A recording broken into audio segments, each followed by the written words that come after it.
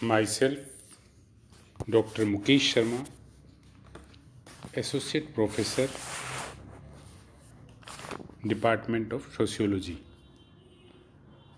Students, आज हम BA part second के paper first social research methods के अंतर्गत topic formulation of hypothesis sources अर्थात प्राकल्पना का प्रतिपादन स्रोत विषय पर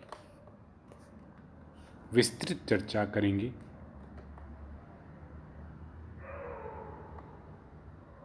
पिछले वीडियो में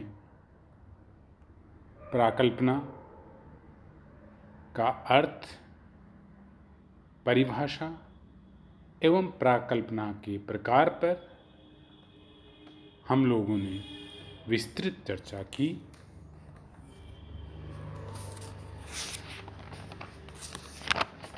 प्राकल्पना का सामान्य अर्थ और एक समाज वैज्ञानिक की दृष्टि से समाजशास्त्र में प्राकल्पना का अर्थ होता है एक ऐसा पूर्व विचार, निष्कर्ष, कथन, स्टेटमेंट, सामान्यीकरण, अमूर्तीकरण, अनुमान या प्रस्थापना, प्रोपोजिशन है जिससे रिसर्चर, अनुसंधानकर्ता अपने शोध की समस्या हेतु निर्मित करता है और उसकी सत्यता की जांच करने के लिए इम्पोर्टेंट इन्फॉर्मेशंस का संकलन करता है, अर्थात आवश्यक सूचनाओं का संकलन करता है। एक प्राकल्पना के विभिन्न चरों के बीच, वेरिएबल्स के बीच संबंधों को स्थापित करती है। प्राकल्पना सामाजिक अनुसंधान और खोज को आधार प्रदान करती है, नवीन ज्ञान प्राप्ति की प्रेरणा भी प्रदान करती है। आज के विषय पर प्राकल्पना का जो हम निर्माण करते हैं, अनुसंधानकर्ता अपने अनुसंधान के लिए उसके क्या क्या स्रोत हैं जिनके आधार पर प्राकल्पना का निर्माण या प्राकल्पना का प्रतिपादन किया जाता है, इस विषय पर हम विस्तृत चर्चा करेंगे।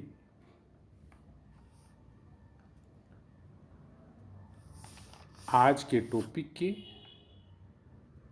महत्वपूर्ण पॉइंट्स या मेन पॉइंट्स है, पहला जनरल कल्चर, सामान्य संस्कृति, जिसके अंतर्गत कल्चरल बैकग्राउंड, फोक बिलीफ्स और सोशल चेंज के बारे में चर्चा करेंगे।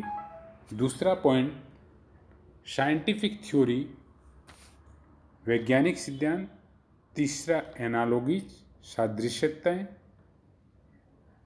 Fourth important point personal experience. Fifth intuition अर्थात अंतःप्रज्ञा। और sixth research literature, research and literature, अनुसंधान और साहित्य आदि महत्वपूर्ण बिंदुओं पर विचार करेंगे। एक शोधकर्ता अपने स्वयं की सूझबूझ, विचारधारा, आइडियोलॉजी, कल्पना, इमेजिनेशन अथवा अंतर्दृष्टि के आधार पर भी कल्पना का या परिकल्पना का, हाइपोथेसिस का निर्माण कर सकता है। प्रसिद्ध समाज वैज्ञानिक, सोशल साइंटिस्ट गुडे एवं हार्ट ने प्राकल्पना के विभिन्न स्रोतों का उल्लेख किया है, जिसके अंतर्गत पहला है जनरल कल्चर अर्थात सामान्य संस्कृति।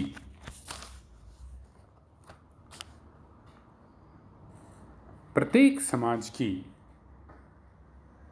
संस्कृति के परिवार, फैमिली, विवाह, मैरिज, नातेदारी, किनशिप और सामाजिक संस्थाओं, सोशल इंस्टीट्यूशंस तथा आचरण के नियमों में एकरूपता पाई जाती है, जो कि उनकी सामान्य संस्कृति का निर्माण करती है। सामान्य संस्कृति प्राकल्पना के विकास में सहायक होती है। इसके अंतर्गत 3 महत्वपूर्ण बातें हैं। पहला, कल्चरल बैकग्राउंड, सांस्कृतिक पृष्ठभूमि। दूसरा, फोक बिलीफ्स, लोक विश्वास। और तीसरा, सोशल चेंज अर्थात सामाजिक परिवर्तन। सांस्कृतिक पृष्ठभूमि, जैसा कि हम जानते हैं, आधुनिक भौतिक विज्ञानों का विकास और स्वयं समाजशास्त्र का विकास पश्चिमी देशों, वेस्टर्न कंट्रीज और यूएसए, अमेरिका में ही क्यों अधिक हुआ, अन्य देशों में क्यों नहीं?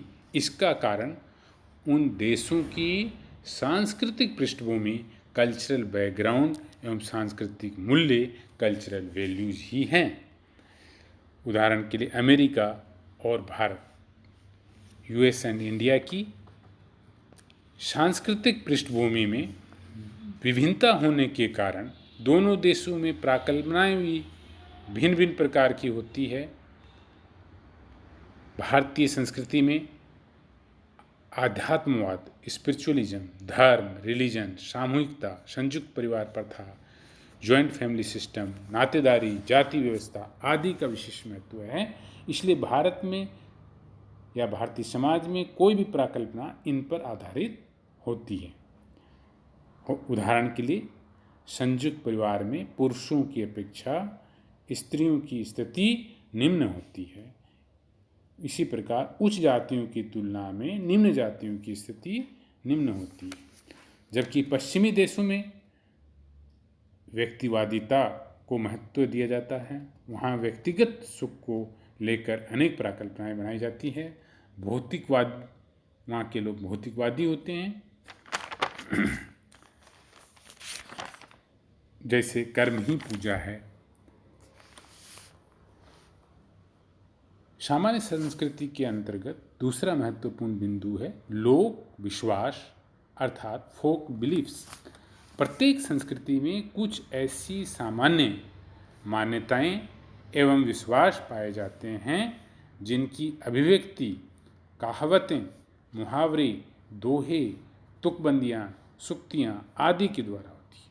चूँकि इनका प्रचलन समाज में एक लंबे समय से होता है, अतः कई लोग इन्हें सहज रूप में स्वीकार कर लेते हैं, किंतु ये कहावतें और विश्वास वास्तव में कहाँ तक सत्य है, ये जानने के लिए एक अनुसंधानकर्ता या रिसर्चर इनमें से किसी भी प्राकल्पना को मानकर अध्ययन कर सकता है।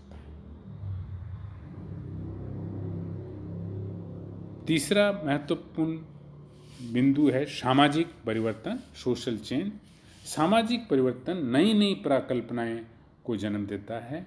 एक्चुअली समाज गतिशील है, डायनेमिक है। Society is a dynamic institution. समाज में परिवर्तन होता रहता है। सामाजिक परिवर्तन के कारण अलग अलग प्रकार की प्राकल्पनाओं का निर्माण होता है। जैसे उदाहरण के तौर पे हम कह सकते हैं, भारत में ज्यों-ज्यों औद्योगिकरण, इंडस्ट्रियलाइजेशन और अर्बनाइजेशन, नगरीकरण बढ़ता जाएगा, संयुक्त परिवार, जॉइंट फैमिली टूटेंगे तथा जाति प्रथा का विघटन होगा। और उदाहरण हो सकता है शिक्षा के प्रसार के साथ साथ भारतीय समाज में महिलाओं की परिस्थिति, स्टेटस उच्च होता है। अर्थात शिक्षा के कारण महिलाओं का जो स्टेटस है वो समाज में उच्च हो रहा है। तीसरा उदाहरण हम ले सकते हैं लोकतांत्रिक मूल्य, डेमोक्रेटिक वैल्यूज के प्रसार के साथ साथ समानता की भावना, इक्वलिटी की भावना, फीलिंग ऑफ इक्वलिटी में वृद्धि होगी। ये परिवर्तन समाज में होने वाले परिवर्तन, चाहे वो औद्योगिकरण के कारण हो, नगरीकरण के कारण हो, यातायात के कारण हो, शिक्षा के कारण हो, उनके कारण इस प्रकार की प्राकल्पनाओं का जन्म होता है। अब हम प्राकल्पना के स्रोत के रूप में दूसरा महत्वपूर्ण पॉइंट साइंटिफिक थ्योरी, वैज्ञानिक सिद्धांत है। कई प्राकल्पनाओं का आधार समाज में पूर्व प्रचलित वैज्ञानिक सिद्धांत होते हैं। अनुसंधानकर्ता इन सिद्धांतों पर ही कई अन्य सामान्यीकरण करते हैं और ये सामान्यीकरण, जनरलाइजेशन ही प्राकल्पनाओं के रूप में ग्रहण कर लिए जाते हैं। मार्क्स के वर्ग संघर्ष के सिद्धांत पर, क्लास कन्फ्लिक्ट के थ्योरी ऑफ क्लास कन्फ्लिक्ट के आधार पर ही समाज वैज्ञानिकों ने वर्ग से संबंधित अनेक प्राकल्पनाओं और सिद्धांतों का निर्माण किया है। सादृश्यता ये एक महत्वपूर्ण बिंदु है जिसमें कई बार समस्याएं भी प्राकल्पनाओं को जन्म देती है। हर्बर्ट स्पेंसर ने सामाजिक सवयव, सोशल ऑर्गेनिज्म कल्पना जीवों की शरीर रचना से ग्रहण की है। वे समाज को भी एक शरीर की भांति मानते हैं। जूलियन हक्सले का विचार है कि किसी विज्ञान की प्रकृति के संबंध में दिए गए अवलोकन प्राकल्पनाओं के आधार हो सकते हैं, अर्थात अवलोकन के आधार पर भी प्राकल्पनाओं का हम निर्माण कर सकते हैं। कुछ विशेष प्रकार के व्यवहार मानव और पशु में समान रूप से पाए जाते हैं। पेड़ पौधों तथा पशु पक्षियों पर पड़ने वाले पर्यावरण के प्रभाव के आधार पर ही मानव समाज पर भी पर्यावरण के प्रभाव की समान कल्पना की गई है। लुई पाश्चर ने चेचक के टीके का आविष्कार गायों में होने वाले चेचक की समानता के आधार पर ही किया था। एक और महत्वपूर्ण बिंदु व्यक्तिगत अनुभव, पर्सनल एक्सपीरियंस के आधार पर भी प्राकल्पनाओं का प्रतिपादन या प्राकल्पनाओं का हाइपोथेसिस का निर्माण किया जाता है। कई प्राकल्पनाएं व्यक्तिगत अनुभवों का भी परिणाम होती है। उदाहरण के लिए लोम्ब्रोसो ने ये कहा कि अपराधी जन्मजात होते हैं। इस प्राकल्पना को सैनिकों के अध्ययन से संबंधित अपने व्यक्तिगत अनुभवों के आधार पर ही ग्रहण किया था। और उदाहरण हो सकता है न्यूटन की पृथ्वी की गुरुत्वाकर्षण शक्ति की प्राकल्पना भी व्यक्तिगत अनुभव के आधार पर है। इसी प्रकार डार्विन की अस्तित्व के लिए संघर्ष की प्राकल्पना व्यक्तिगत अनुभव के आधार पर है। उसी प्रकार माल्थस की जनसंख्या वृद्धि की प्राकल्पना भी पर्सनल एक्सपीरियंस के आधार पर बनाई गई है। नेक्स्ट पॉइंट है अंतःप्रज्ञा अर्थात इंट्यूशन। अनेक प्राकल्पनाएं का आधार मनुष्य की अंतर्दृष्टि अथवा अंतरात्मा की आवाज़ होती है। कई बार हम लोगों को ये कहते हुए सुनते हैं कि मेरा मन ऐसा हो कहता है, यही उसकी अंतःप्रज्ञा है या इंट्यूशन है। इंट्यूशन के आधार पर भी प्राकल्पनाओं का निर्माण होता है।